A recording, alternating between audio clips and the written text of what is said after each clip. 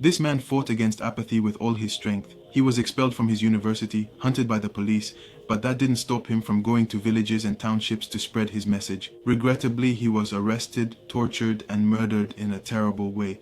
The story I'm sharing today is about Steve Biko. Biko was born on 28th of December. At the age of 20, he enters university to study medicine. But there's a small problem. Steve Biko will be disappointed as he feels this movement he joined isn't very coherent. Allow me to clarify. The objective of this movement is to combat disparities and indifference. Yet the majority of its participants are of white ethnicity. The first problem is that he sees it as incoherent. The second is that he feels there's no concrete action. For example, on campus, racial mixing was prohibited in certain areas, especially in housing.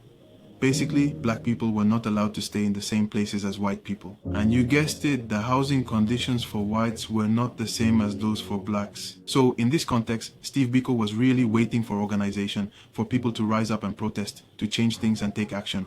All they did was condemn, nothing more. He then decided to create the South African Student Organization. In short, you understand, I am bilingual. His movement is inspired by Garvey, Fanon, Césaire, and Black Power.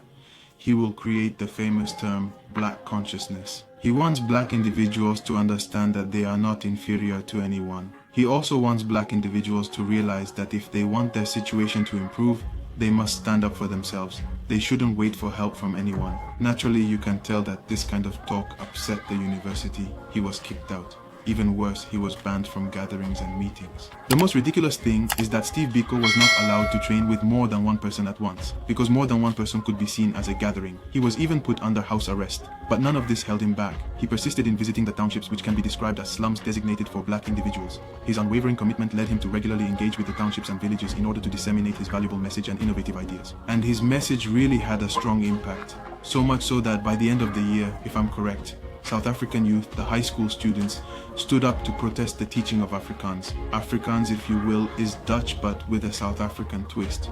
So they no longer wanted to be taught in that language, which was not their own. The protest was violently suppressed in a way you can hardly imagine. There were fatalities. Thus, in that context, Steve Biko continued his work. He even set up a fund to assist black students and political prisoners.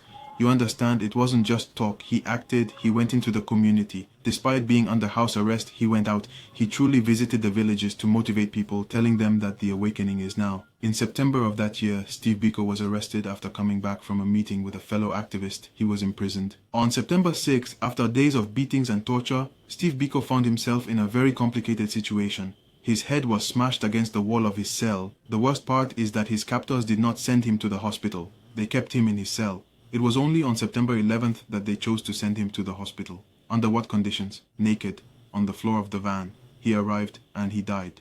And the most absurd part of all this, the most absurd part, is that his jailer said Steve Biko died from a hunger strike. I don't know if you grasp this. He was tortured. They refused to send him to the hospital. He was sent in a very inhumane condition. He died, and they pretended he died from a hunger strike, but the apathy was finished. Blacks, via the NCA, seized power. A National Reconciliation Commission was formed. This commission looked into Steve Biko's death. Over time, the investigations led to locking up or capturing his jailers. They confessed to murdering Steve Biko, but that's not all.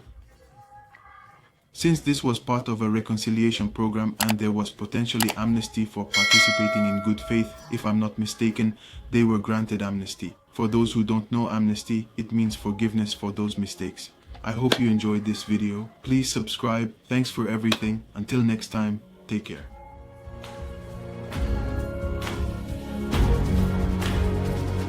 Beneath